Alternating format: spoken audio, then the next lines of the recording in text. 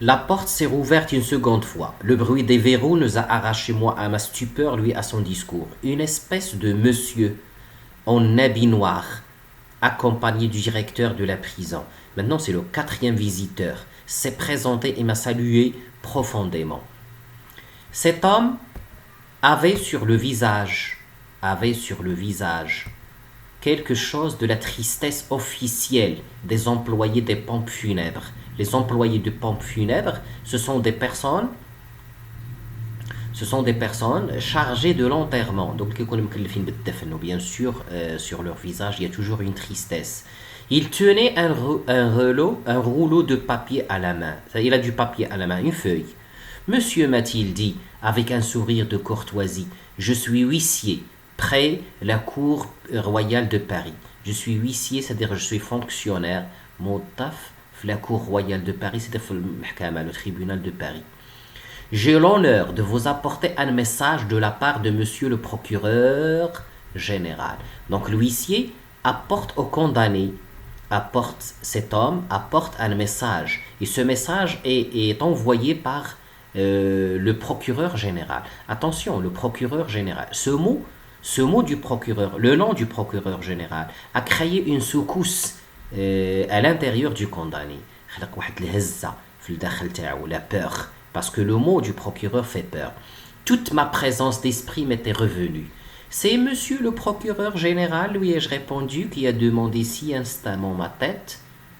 قال لي واش داك البروكيورور اللي شحال هو تيطلب راسي قال لي ما توقفش على الطلب تاع راسي يعني c'est-à-dire la peine de mort.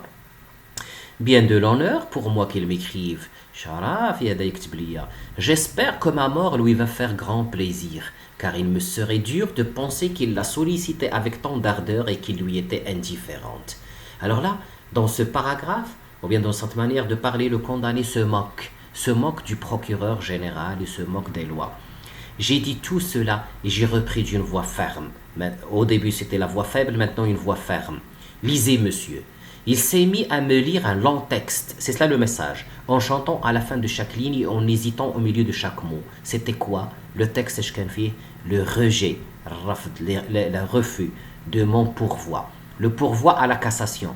On a dit que le condamné est à Bicêtre et il va passer 6 semaines attendant la réponse de la cassation. Eh bien, la réponse de la cassation, c'était le rejet, c'est-à-dire une réponse défavorable. C'est-à-dire qu'on confirme la peine de mort. Et il dit, l'arrêt sera exécuté. L'arrêt, c'est le verdict. L'exécution sera exécutée aujourd'hui en place de grève. Et on comprend que c'est le dernier jour, ce sera son dernier jour dans la vie. Depuis quelques instants, je ne l'écoutais plus. Le directeur causait avec le prêtre, lui avait l'œil fixé sur son papier. Je regardais la porte qui était restée entrouverte. Le condamné regardait la porte était restée entrouverte. Et bien sûr, il pensait à l'évasion, à la fuite, l'horob. Ah, misérable, 4 fusiliers dans le corridor. C'est vrai, la porte était entrouverte, mais dans le corridor, dans le couloir, il y avait 4 gendarmes armés, 4 fusiliers. Donc la fuite est impossible, l'évasion est impossible. Et après, ils l'ont laissé seul. Et il se pose la question, un moyen de fuir, mon Dieu, un moyen quelconque. C'est-à-dire, il pense à l'évasion.